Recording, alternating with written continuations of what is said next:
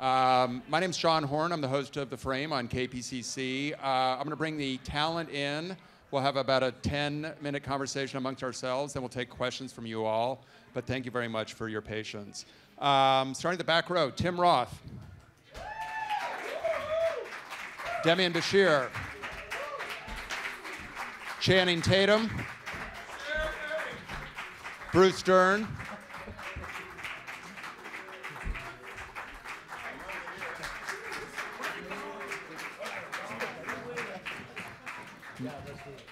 Hello, Bruce. Michael Madsen. You're in the back row there. Front row, Kurt Russell. Jennifer Jason Leigh. Quentin Tarantino. Samuel L. Jackson. And Walton Goggins.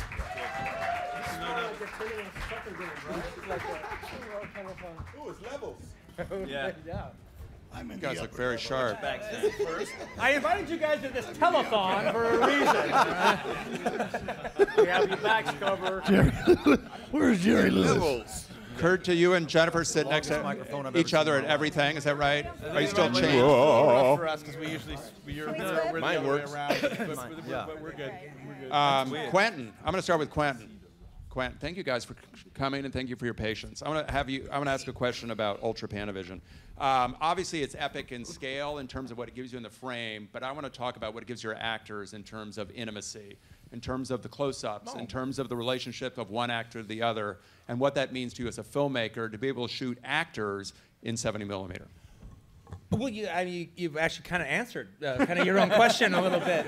No, because literally that is the one of the tricks that I thought about was the intimacy that it provides you in particularly in close-ups. I mean, I've shot a lot of close-ups of this man right here, but I've never shot them as beautiful as I did in this movie. I mean, there is a.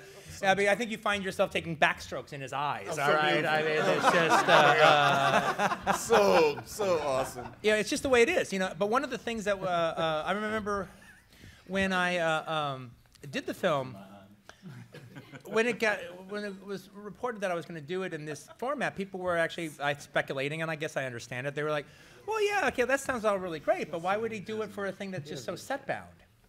And you know, I think that's actually just kind of not a very profound thinking when it comes to 65 millimeter. That it's basically just for shooting travel logs or shooting mountain sceneries or nature and stuff. I actually felt that, especially in bringing it into Minnie's haberdashery, if the film isn't suspenseful, i.e. the pressure cooker situation of what's going on in the movie, if that's not part of it, if the threat of violence and the pressure cooker situation if the temperature isn't always getting upped a notch every scene or so, then the movie's going to be boring. It's not going to work. And I actually felt that the big format would put you in Minnie's haberdashery. You are in that place. You are amongst those characters. And I thought it would make it more intimate when I got in close with them. But the other thing that I thought would be very, very important is there's always two plays going on in this movie. Once you're in Minnie's in particular, there's two plays going on at all times. There's the characters that are in the foreground of any given scene, and then there's the characters in the background. And you always have to be keeping track, especially in this scenario, of where everybody is. It's like they're pieces on a chessboard, and you always have to see it. And so maybe it might be Chris Mannix and General Smithers who are dealing, but you're also clocking Joe Gage at his table, and you're clocking John Ruth and Daisy at the bar, and that becomes important. Unless I don't want it to be, unless I want to cut them out and not show it to you.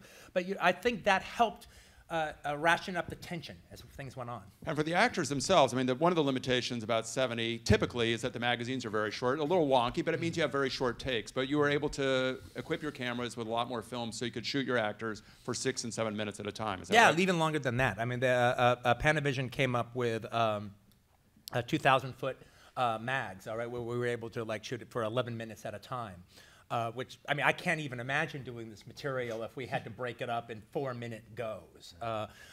We had to do it like that. I mean, the only real big limitation that I had as far as my shooting was, the Weinsteins were very generous with me, so I didn't have to dole out the footage in a certain way. I mean, I wasn't completely cavalier about it, but I didn't really change my shooting style for it, and that wouldn't have been the idea, is to completely change my shooting style. So I shot the way I wanted to shoot.